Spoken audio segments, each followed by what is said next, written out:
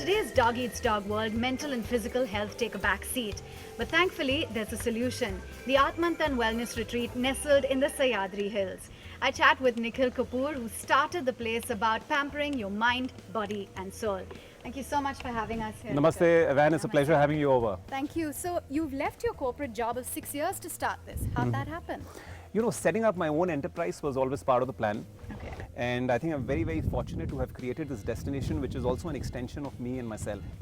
Working in the finest organizations and understanding various aspects of management was something which I needed to do before I set up my own enterprise. So it was part of the plan. I understand that you used some seed funding to start up this place. How long did it take to set up Atmantan?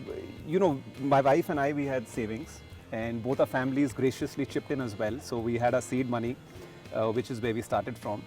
And it took us around 6 years to physically execute the project.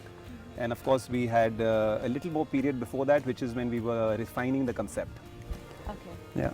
Now, you've taken part in the Ironman, which is absolutely inspiring. But for those who don't, and who don't really pay attention to their mental and their physical health, how important is it according to you?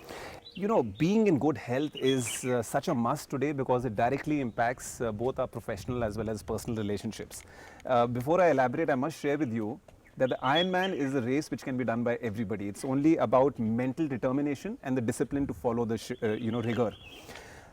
Fitness is also largely construed as physical fitness, but people of our generation are so evolved and wise today. They understand that one needs a more holistic approach.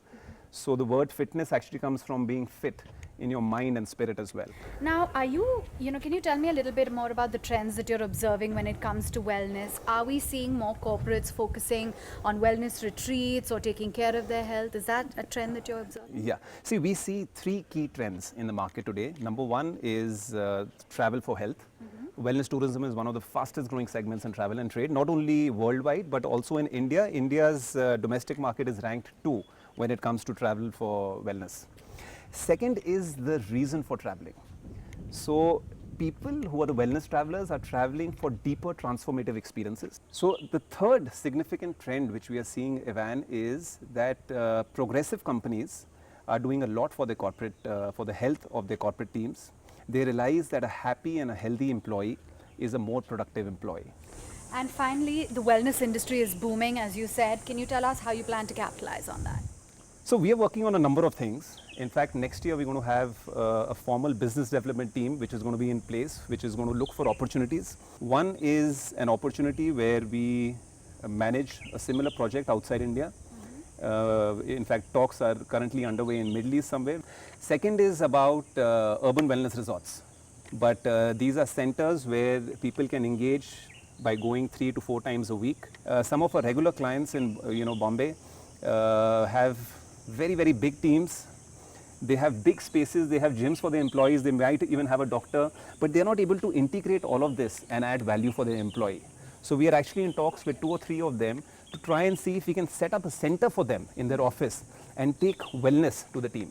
Okay. So these are some of the things we're working on. Sounds so exciting. Wishing you all the very best, Nikhil, and thank you so much for being on board. Thank you so much, Avanne.